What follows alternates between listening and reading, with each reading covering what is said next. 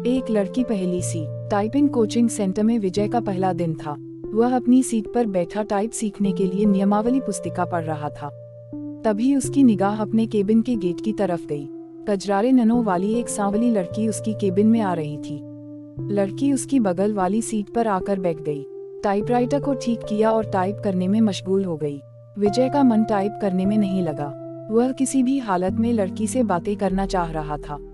वह टाइपराइटर पर कागज लगाकर बैठ गया और लड़की को देखने लगा। लड़की की अंगुलियां टाइपराइटर के कीबोर्ड पर ऐसे पड़ रही थीं जैसे हारमोनियम बजा रही हो। क्या देख रहे हो? थोड़ी देर बाद लड़की गुस्से से बोली, आपको टाइप करते हुए देख रहा हूँ। यहाँ क्या करने आए हो? टाइप सीखने। ऐसे सीखोगे? लड़की के स्वर में तल्खी बरकरार थी।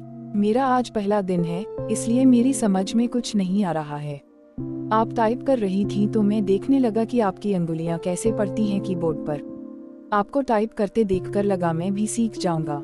यदि इसी तरह मुझे ही देखते रहे तो आपकी यह मनोकामना कभी पूरी नहीं होगी। लड़की फिर टाइप करने में जुट गई। विजय भी कीबोर्ड देखकर टाइप करने लगा। टाइप करने में उसका मन नहीं लग रहा था। वे बेचैनी सी महसूस कर रहा था। 10 मिनट बाद ही उसने टाइपराइटर का रिबन फंसा दिया। रिबन तो फंसेगा ही जब ध्यान कहीं और होगा। लड़की उसके टाइपराइटर को थोड़ा अपनी ओर खींचकर रिबन ठीक करने लगी। इसी बीच रिबन नीचे गिर गया। वह उसे उठाने के लिए झुकी तो उसके गले से चुन्नी गिर गई।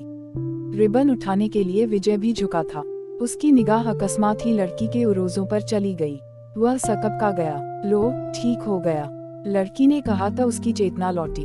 लड़की फिर टाइप करने में लग गई, लेकिन विजय का मन टाइप में नहीं लगा। वह लड़की से बात करने की ताक में ही लगा रहा। मन नहीं लग रहा है। अचानक लड़की ने उससे पूछा तो बांछें खिल गईं। लगता है कि सीख भी नहीं पाऊंगा। आसार तो कुछ ऐसे ही दिखते हैं। आपका नाम? विजय ने बात को बढ़ाने के लिए सवाल कर दिया। सरिता।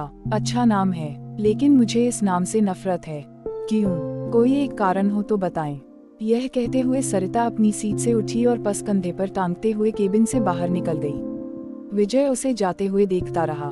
उसके जाने के बाद उसने टाइपराइटर पर डाली। टाइपराइटर उसे उदास लगा और दुनिया बदल गई। इसी दिन से विजय हवा में उड़ने लगा। रातों को छत पर घूमने लगा, तारे गिनता और उनसे बातें करता। चांदनी रात में बैठकर कविताएं लिखता। गर्मी की धूप उसे गुनगुनी लगने लगी। दुनिया गुलाबी हो गई तो जिंदगी गुलाब का फूल। आंखों से नींद गायब हो गई। वह ख्यालों ही ख्यालों में पैदल ही कई कई किलोमीटर घूम आता। अपनी इस स्थिति के बारे में उसने अपने एक दोस्त को बताया तो उसने कहा, गुरु तुम्हें प्यार हो गया है। दोस्त की बात सुनकर उसे अच्छा लगा। अगले दिन विजय ने सरिता से कहा कि आप पर एक कविता लिखी है, चाहता हूँ कि आप इसे पढ़ें। यह भी खूब रही। जान न पहचान, तू मेरा मेहमान। कितना जानते हैं आप मुझे? जो भी जानता हूँ उसी आधार पर लिखा हूँ। सरिता उसकी लिखी कविता पढ़ने लगी। सरिता। कल कल करके बहने वाली जलधारा, लोगों की प्यास बुझाती, किसानों के खेतों को सींचती। राह में आती है बहुत बाधा, फिर भी मिलती है सागर से। उसके प्रेम में सागर साहिल पर पटकता है सिर। उनके प्रेम की प्रगाढ़ता का प्रमाण, पूर्णमासी की रात में उठने वाला ज्वार भाटा। सरिता है तो सागर है। सरिता के बिना रेगिस्तान हो जाएगा सागर। सागर के प्रेम में सरिता लांघती है पहाड़, पठार और मानव निर्मित बाधाओं को। कविता के नीचे उसने विजय की जगह सागर लिखा था। सरिता ने उसे देखा और कागज विजय की तरफ बढ़ा दिया। विजय ने कहा कि मैं चाहता हूँ कि आप इसे टाइप कर दें। इसे छपने के लिए भेजना है। सरिता कुछ नहीं बोली, कागज को सामने रखकर टाइप करने लगी। विजय उसे देखता रहा। इस बात का आभास सरिता को भी था कि विजय उसे ही देख रहा है, लेकिन उसने कोई विरोध करने के बजाय पूछा कि आप कवि हैं? बनने की कोशिश कर रहा हूँ। कवि भगोड़े होते हैं, सरिता ने उसकी ओर देखते हुए कहा। उसकी इस टिप्पणी से विजय सकपका गया। कवि अपने सुख के लिए कविता रचता है। रचते समय वह कविता के बारे में सोचता है। उसके बाद वह कविता को उसके हाल पर छोड़ देता है। कविता जब संकट में होती है तो कवि कविता के पक्ष में खड़ा नहीं होता। यह आप कैसे कह सकती हैं? मैं समझती हूँ कि आदमी की जिंदगी भी एक कविता है। मेरी जिंदगी एक कविता है।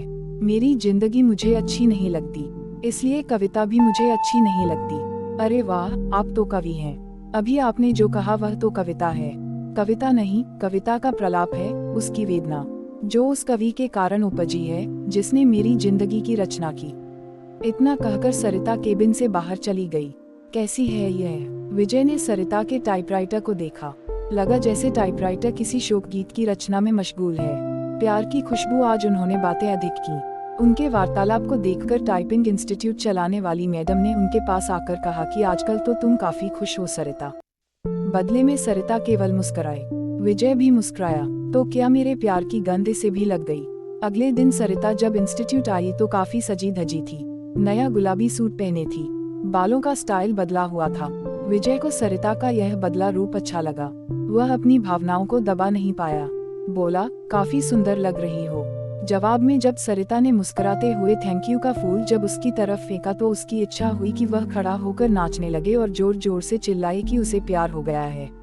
ग्रह नक्षत्रों की चाल। आदमी जब निराश होता है या फिर लक्ष्य के प्रति उसकी स्थितियां साफ नहीं होती हैं तो वह धर्म और ज्योतिषी की शरण में चला जाता है। विजय की भी हालत कुछ ऐसी ही थी। वह सरिता को चाहने लगा था, लेकिन सरिता भी उसे चाहती है यह स्पष्ट नहीं था। वह अपनी बेरोजगारी से भी परेशान था। घर वाले शादी के लिए अलग से दबाव डाल रहे थे। लिहाजा एक दिन वह ज्योतिषी के पास चला गया। नौकरी पाने के लिए वह ज्योतिषी से नुस्खे पूछता रहता है। उसने सोचा कि प्रेम पाने के लिए भी ग्रह नक्षत्रों की चाल जान ली जाए। नौकरी के लिए तो ज्योतिषी कभी कहता है कि आपकी कुंडली में कालसर्प दोष है, जो आपके शुभ कार्यों में बाधक है। इसकी शांति के लिए घर में मोरपंख रखें और प्रतिदिन उसे 2-3 बार अपने शरीर पर घुमाएं। सोमवार के दिन चांदी से बना सर्प का जोड़ा शिवलिंग पर चढ़ाएं। नित्य श्री गणेश जी की उपासना करें। धैर्यपूर्वक ऐसा करने पर ही रोजगार प्राप्ति की संभावना बनेगी। विजय ने अभी तक उसके बताए हर नुस्खे को आजमाया, लेकिन आज तक कोई संभावना नहीं बनी। शिकायत करने पर वह कह देता है कि आप पर भाग्येश शुक्र की महादशा चल रही है।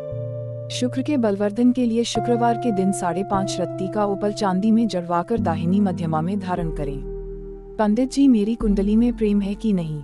है न, बहुत है। कुंडली पर सरसरी नजर डालते हुए ज्योतिषी ने कहा, प्रेम विवाह का योग है, लेकिन कुछ बाधाएं हैं। प्रेम विवाह में क्या लफड़ा है?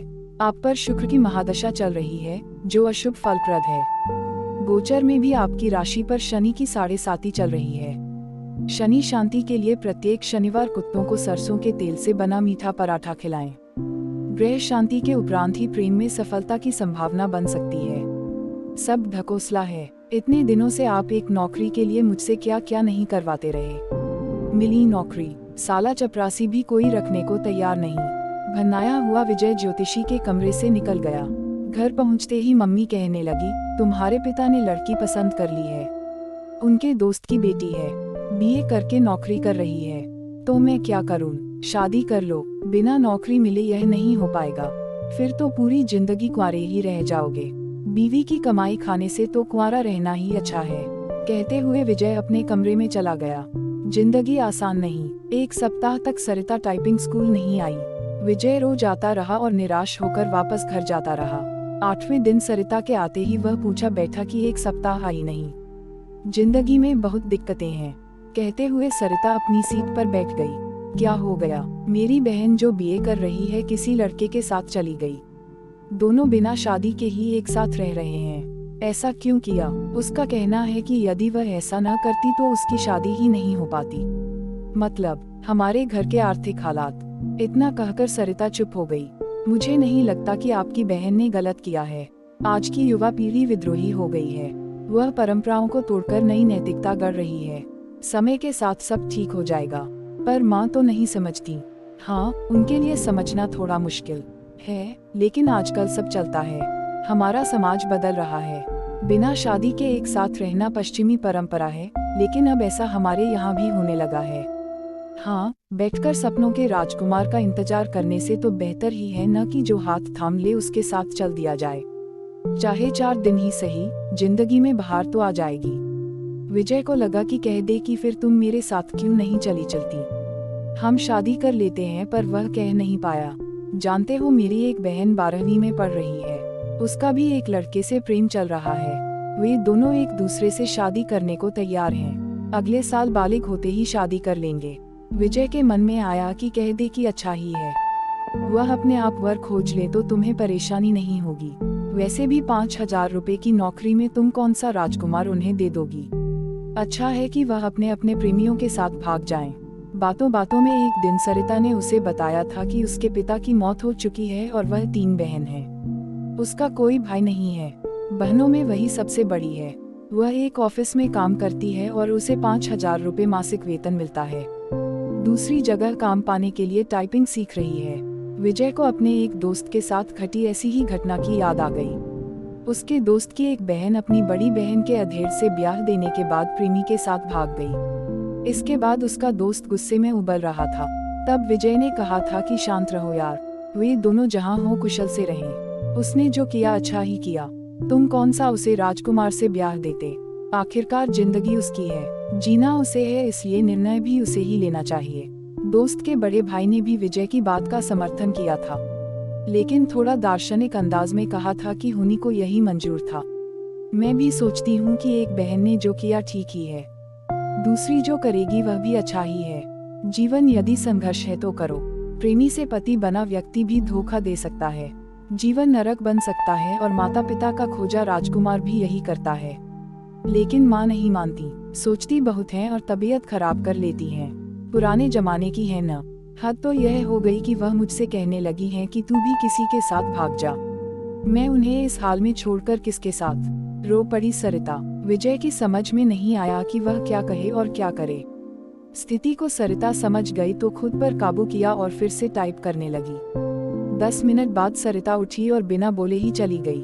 विजय की इच्छा हुई कि वह उसके पीछे पीछे चला जाए, लेकिन वह बैठा रहा और उसे जाते देखता रहा। मूसलाधारिश में बिजली का गिरना, आसमान में काले बादल घिर आए थे। इस कारण परिवेश में अंधेरा पसर गया था। रह रहकर आसमान में बिजली चमकती और बादल गरजते। ऐसे मौसम में भी विजय टाइपिंग स्कूल जाने के लिए तैयार था। वह सरिता से मिलना चाहता था। जब वह घर से निकला तो बूंदाबांदी शुरू हो चुकी थी। फिर भी वह तेज कदमों से टाइपिंग स्कूल की तरफ बढ़ने लगा। कुछ ही दूर गया होगा कि बारिश तेज हो गई। सड़क पर चल रहे लोग भागकर किसी छांव में खड़े हो गए, पर वह अपनी मस्ती में भीगता हुआ चलता रहा। इंस्टीट्यूट पहुंचकर उसे पता चला कि सरिता नहीं आई है। इतनी बारिश में आने की क्या जरूरत थी। मैडम ने विजय से कहा, आप नहीं समझेंगी, सब समझती हूँ, लेकिन अब सरिता यहाँ कभी नहीं आएगी। क्यों, आपको कैसे पता? उसका फोन आया था। उसने कहा कि यदि आप आओ तो बता दूं। वह कभी नहीं आएगी। विजय की आवाज किसी कुएं में से आती लगी। विजय टाइपिंग स्कूल से बाहर आया।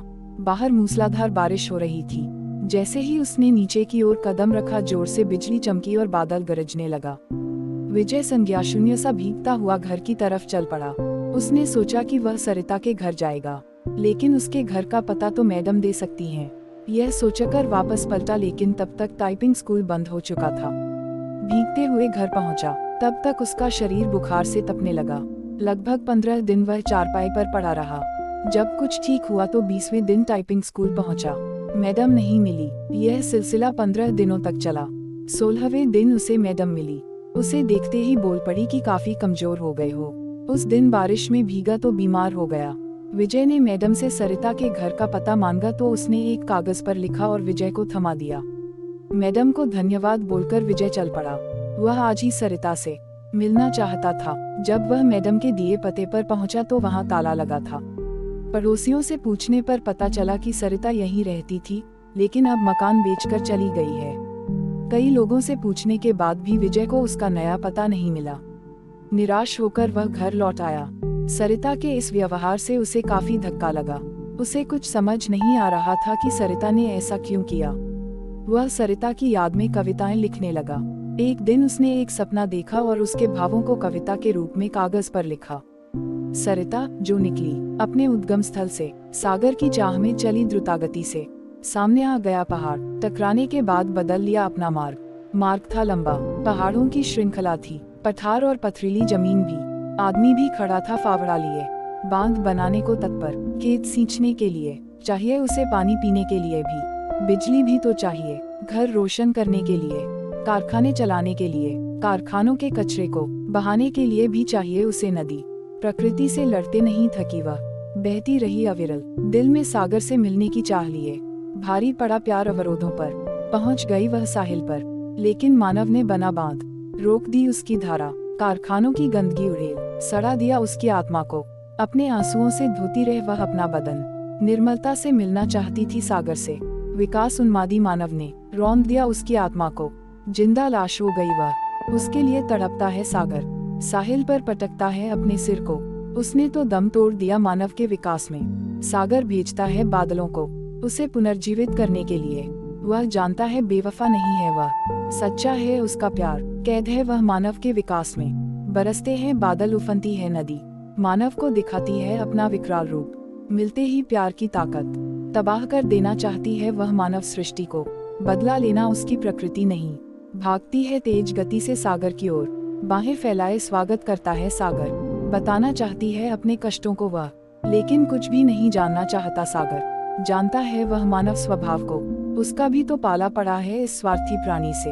विजय की इस कविता को पत्रिका में छपे 1 माह से अधिक हो गया है, लेकिन उसके पास इस बार भी अब तक सरिता का कोई पत्र या फोन नहीं आया है। उसे उम्मीद है कि एक न एक दिन सरिता उससे संपर्क जरूर करेगी। जब से वह कविता प्रकाशित हुई है तब से वह फोन की प्रत्येक घंटी पर चौंक जाता है। यही नहीं, हर रोज पोस्टमैन का बेसब्री से इंतजार करता है, और जब उसके आने का समय खत्म हो जाता है तो वह उदासी के समुद्र में डूब जाता है।